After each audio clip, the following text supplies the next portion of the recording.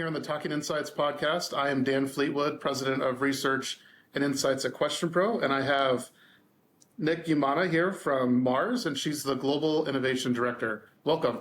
Thank you. Thanks for having me. Awesome. I should say that QuestionPro is sponsoring the podcast here for SMR, so we're very excited to do that. Before we get into it, why don't you tell us a little bit about yourself and your role at Mars? Sure. So I am Nic. I've worked at Mars for 25 years, so I did nearly every role I could do in sales, ran out of roles in sales, and then shifted into the marketing space. So I've worked at Mars for 25 years. I've worked in 6 different cities with Mars. I've got to travel all around the world. So that's been wonderful. And my 2 most recent roles have been in the Global Digital Acceleration team and now as the Global Innovation Director. And we've built out over the last 4 years a whole Agile innovation community of practice. So fun times. Yeah, that's great. Yeah, right on time too. So you had mentioned that digital innovation is not for the faint-hearted. Can you talk a little bit about that? I know you mentioned that you're part of the digital transformation team, so yeah. I'd love to hear your take on that. Yeah, I just came out of a session and they were talking about what are the skill sets for insights teams of the future and the role of AI within those. And one of the things they talked about was a galvanizing leader. And I used to call myself the chaos pilot, and then I felt like it was a little bit, derogatory to Mars, and I didn't want to think that everyone, thought that Mars was in a whole lot of chaos. But generally, my skill set is I can come into an emerging space, I can sense make, I can connect the dots, and work out what needs to be done, and so I can kind of make sense of the chaos. And so at the moment, we've got a really exciting project that I'm part of called D30, and we are digitising every person's job fully across the organisation. Wow.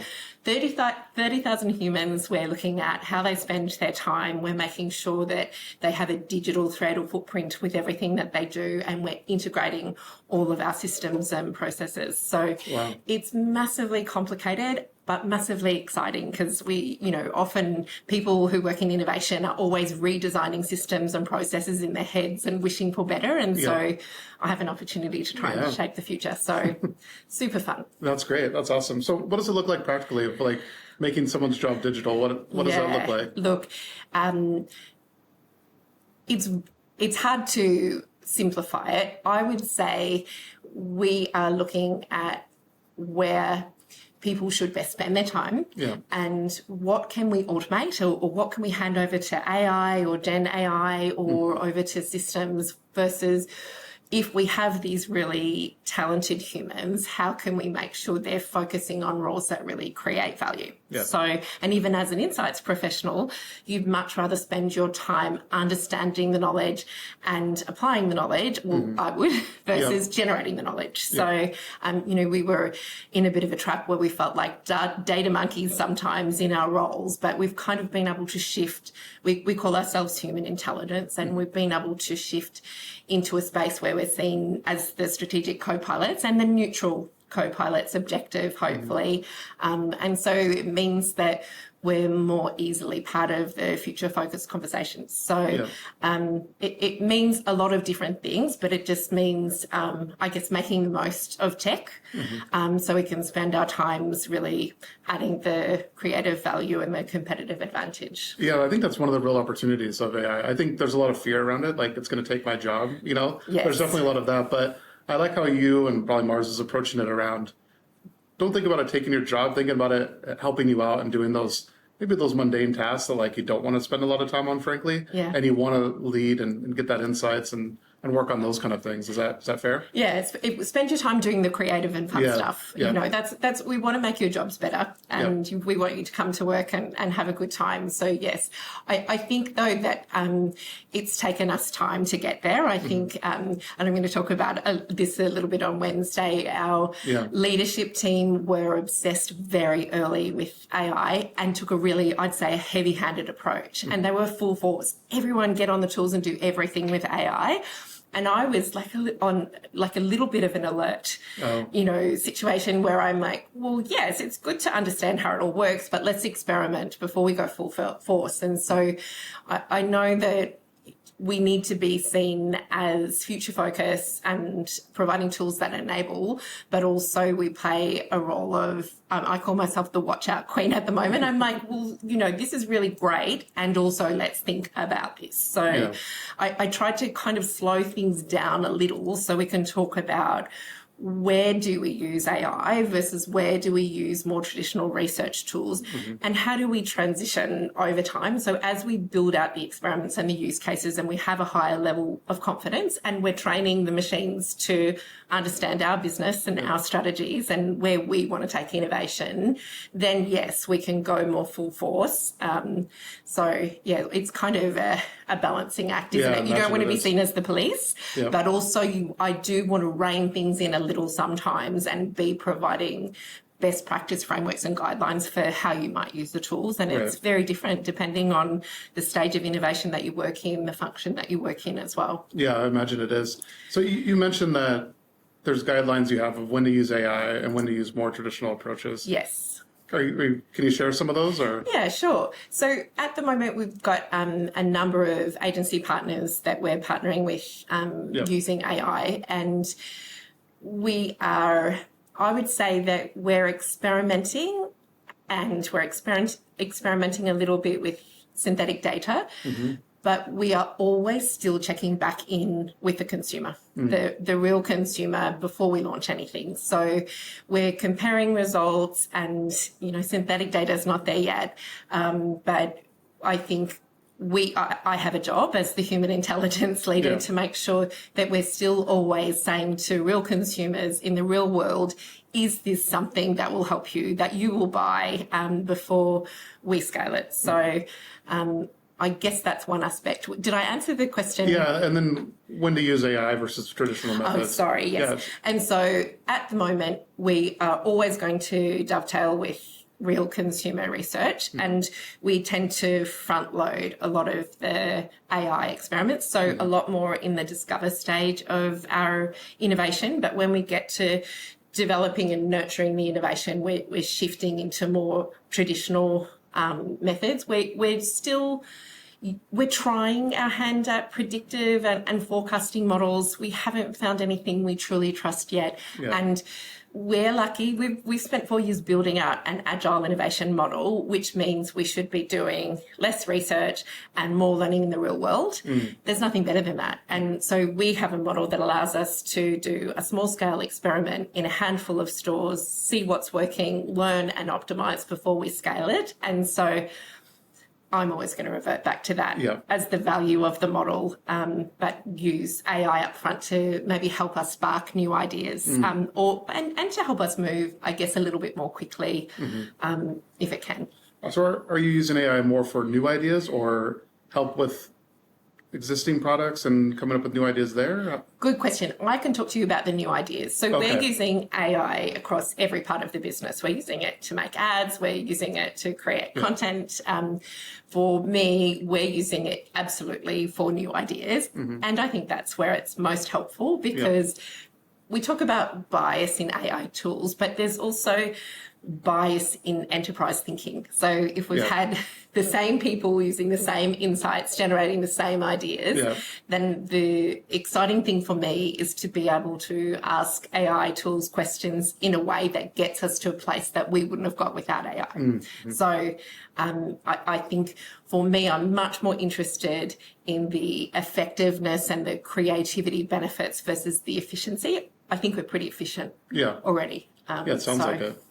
Yeah, the efficiency is one thing, but the creative is a whole other thing, right? That's the exciting thing. And the scary thing. Both, right?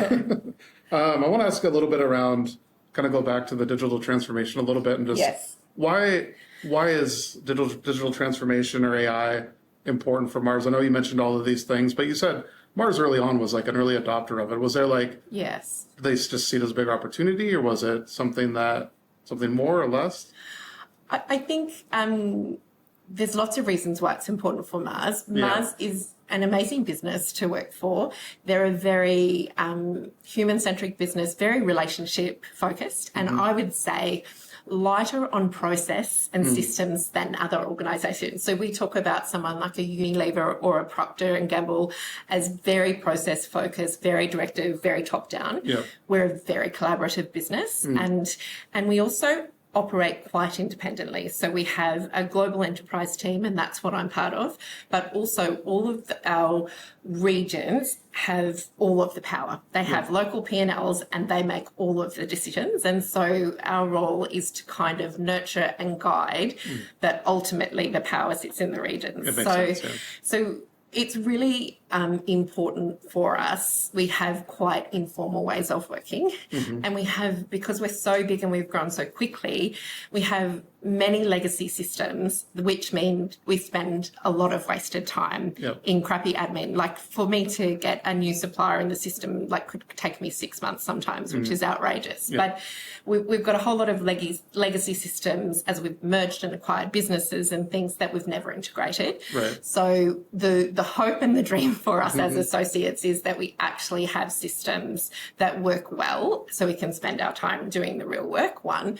But also, I think, as a knowledge capture, I think, unfortunately, a lot of information, valuable information still sits in people's laptops and not always centralised. And the power and the exciting part of AI is the ability to sense make all of that knowledge, and you can't sense make it unless it's all in central pools where we can access it. So I think we knew that with this onslaught of Gen AI that we needed to get our house in order so we could really leverage the value of everything that we know. And so this will help us do that, and it will help us work out, as I say, how we can design jobs for people that are fun and engaging and have them spending more time doing this stuff where they can learn and grow versus doing the admin that none of us want to do. Yeah, that's it right there. That's definitely me. Yeah. I mean, so the culture of Mars played a big factor in it. Yes, I think so. So final question here. I want to just talk about what are some practical steps, like maybe another insights manager or innovation directors, they're getting maybe some mandates of like using AI or they want to implement it at their company. Yes. What are some practical, maybe 2 to 3 tips that you'd recommend for them? Sure. So I think get your data house in order. So understand all of the data that you have access to and make sure you've got a lot of data scientists that can set it up in a way that makes sure you can use it, but also make sure you're managing your knowledge estates that you have. We have a lot of our research sitting in dashboards because we have a lot of tech partners. So make sure you can get access to all of that information and have it set up in a way. This is a very common phrase that you've probably heard a lot, but I think it's really important. It's just always have a human in the loop. And for me, it's having experts that work at Mars that are sense making the outputs and making sure this feels right, that it feels like it's, matches the brand look and feel, that it's still on strategy. And we talk a lot about being AI inspired, not AI generated. So having humans making decisions, optimizing, but also still always checking in with real consumers before we go live. So humans in the loop. And then the third thing is, I think that some of our leaders think that we'll just jump on a Gen AI tool and we'll just hit the button and it's going to spit out our 2030 pipeline. Doesn't work like that. It's not a one-stop shop. Maybe it will be one day. Good luck to you if you design that platform. But for us, it's just another form of agile learning. So for us, it's just iterating, learning, optimizing. It's teaching the tools.